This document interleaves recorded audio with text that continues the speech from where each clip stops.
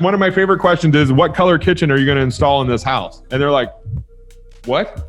I'm like, no, what color kitchen are you going to put here? They're like, what do you mean? I'm like, well, you said you might rehab it instead of sell it to me. What color kitchen are you going to put here? And it just shows that no one's ready to, no one really wants to rehab it.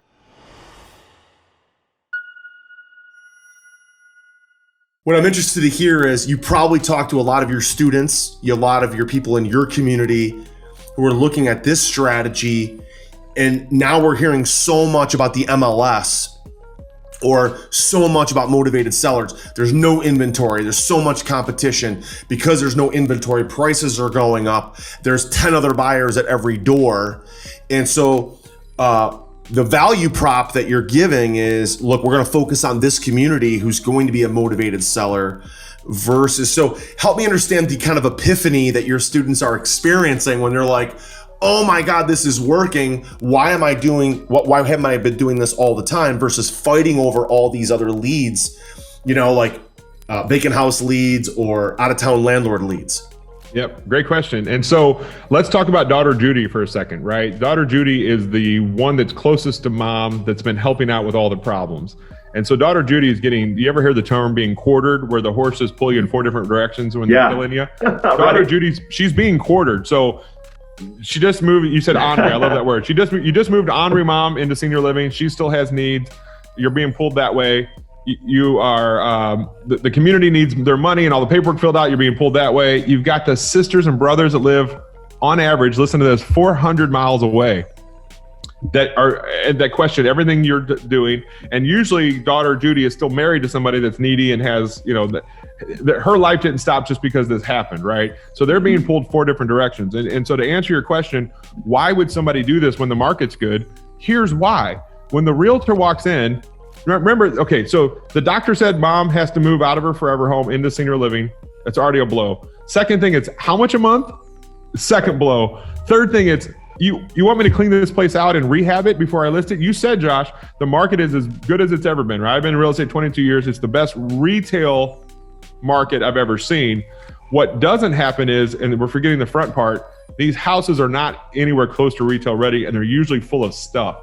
Right. So when you live on average 400 miles away, what happens is they come in day one, they take the heirlooms. The heirlooms leave in 10 minutes. Like the valuable stuff is gone. And what's left after that is, I can say crap. It's crap. Yeah. It's junk. But it's the stuff mom really doesn't want to let go of either. Nope. No, it's, oh my gosh, it's so emotional, right? And so those adult children, they all have to fly into town. They all have to pick out their heirlooms. And then they decide, I love to catch a family on weekend number 3 when they're taking stuff out of the basement and putting it into the dumpster. They realize, oh, what are we doing? And if I can catch them early, I let them know that they don't have to do that. So even though the retail market's good, here's what's not good. Me and you are in the business. How easy is it to find competent contractors right now? Yeah, they're busy. They're busy. And the good ones, are they charging you a little bit, or are they charging you more than they used to? Well, if they're good, they know their value, they're charging a premium for sure. Right. So I think the focus is just shifted, right? Yes, the retail market's good, but I think how to get to the retail sale has gotten harder because the market's so good. And these families who already live out of, remember, this is not their own house. This is mom's house in a moment where they need money. So who the heck is going to spend? Remember me and you, Josh, we're going, who's paying $5,000 a month? Well, who's throwing 40, 50 grand into mom's house to rehab it? Because that's what the realtor said we need to do to get that Zillow number. Yeah. And then hopefully, you got to wait till it sells to get your money back. And then hopefully not fight with your brother and your sister-in-law over the $45,000 that you put into the house when all the proceeds come, right? I've heard those stories 100 times. Josh, they're arguing over who gets the crock pot, the skillet. They're arguing over who gets mom's skillet. Right. Do you think they're going to argue over the rehab? Yeah. Oh, yeah. Oh my gosh. One of my favorite questions is, what color kitchen are you going to install in this house? And they're like, what? I'm like, no, what color kitchen are you going to put here? They're like, what do you mean? I'm like, well, you said you might rehab it instead of sell it to me. What color kitchen are you going to put here? And it just shows that no one's ready to, no one really wants to rehab it. And by the way, Josh, if these families wanted to do an HGTV show on this house, that lead would have never came to me. They would have just did it. Right? For them to get into my web means that these families don't want to nobody wants to get the house cleaned out. Nobody wants to get the house retail ready.